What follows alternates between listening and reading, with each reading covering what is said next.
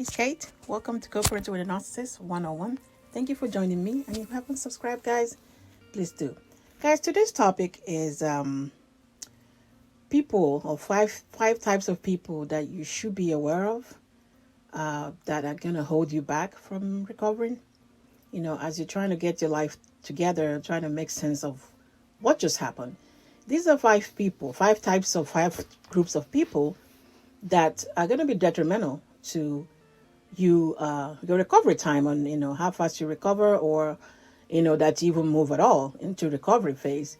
And some of these people might not even they might not mean any harm. It's just that there's a disconnect with what you're going through or what you went through, and how they're understanding it or how they processed it. So this might make them be some kind of a hindrance to you, moving on from, what just happened. The first type of people would be these people I call, the negative people. These are the negative people. These are people that will walk into any situation, any place, any event, no matter how beautiful the place is, they will go in there and find the one thing wrong in there. These are the people, no matter what, no matter what, they will find something negative to say about anything. It doesn't matter. It does not matter. So these are people you need to stay away from, because obviously you're trying to focus on, moving on. The last thing you need is somebody that is busy pointing out all the things that's wrong in this world and all the things that's wrong with everybody else, and this how things cannot change, they will not move. That's the last thing you actually need for you to take that step and move forward. The second group of people is the insensitive people. And like I said, some of these people that might not mean anything, especially the sensitive people, they don't mean anything by it, or they don't know what you're doing. But it's kind of like those where you're supposed to read the room, or be connected to what is going on before you say certain things to certain people. So you have yourself trying to get over this, what had happened, and the things that you went through. And I'm not saying people should put their life on hold, or their happiness, or their whatever they got going on in their life, because you went through something. No. What I'm saying is there's some people that will show up and not read the room, not see what the vibe is, and completely oblivious.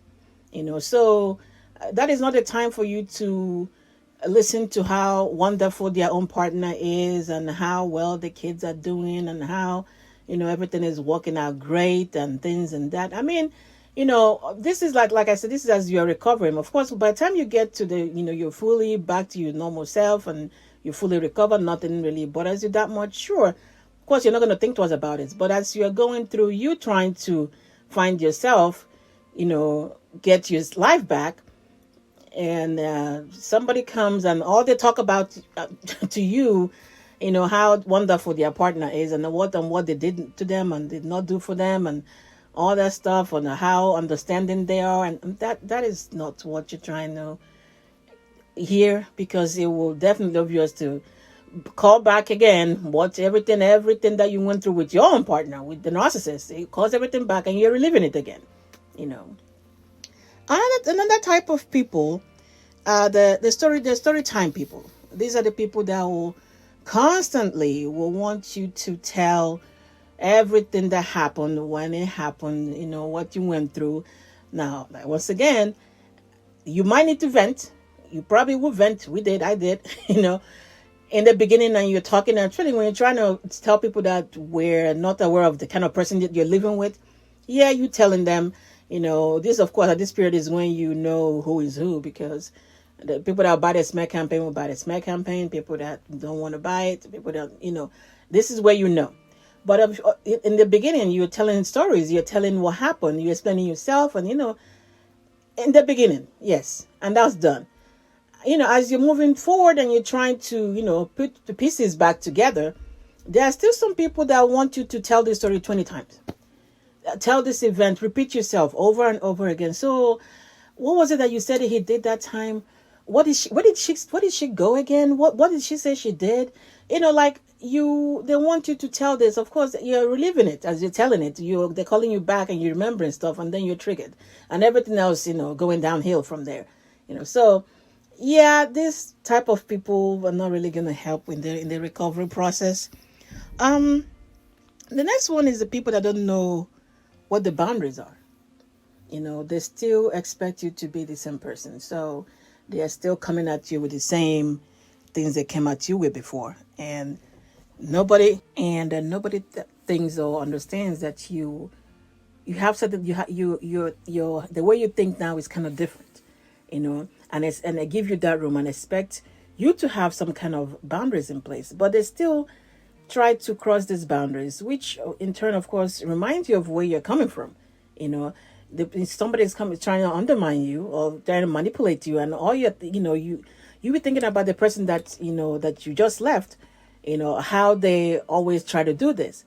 So there's some people that the ones that don't know that you need to have boundaries. They never have. Of course, these people will have. You realize eventually that you might need to kind of stay away from them. Even though they're family members, because if they don't know, understand there's things like boundaries, yeah, there's some of that stuff going on with them. So eventually you figure that out as well. But these are the people that don't know what the boundaries. They don't expect you to have any. Even as they're listening to they listen to what you went through and how horrible it is, they still do not know that they are crossing boundaries, or they don't care that they're crossing boundaries. Another one, guys, is the reporters. These are the people that are busy snooping on social media, every parties, whatever it is they go to. They're gonna get information and somehow think that you need to hear all that. They go and report. They go and bring this information back to you. Now, in the beginning, it might, if they discarded you or you just left, you might have interest in knowing what's up with the narcissist and whoever the new supplier or supplies is. Yeah, that's understandable. But as you go through all that and you really start trying to heal, the last thing you need is somebody keeping you up to date of what they're doing, what they're not doing. Oh, they took them over there to that vacation spot that you wanted to go. They finally. I thought she said she didn't want to go. Now she went with him. That is not what you're trying to hear. So the reporters are not going to help you. With you recovering here. So family members, friends, yeah, you actually have to make this known, because some of them will not know they keep doing this, even though by the time they finish reporting and leave and you're back again to level zero after you've already moved yourself up. Now you're back again thinking about a whole bunch of stuff, drawing you back. So some of them might need to be told, like, hey, I don't want to hear any of that now. I am moving forward, I'm looking forward, I'm concentrating, I don't need that distraction. you know all right, guys, you know what to do. Get ahead of your mind and everything else will fall into place.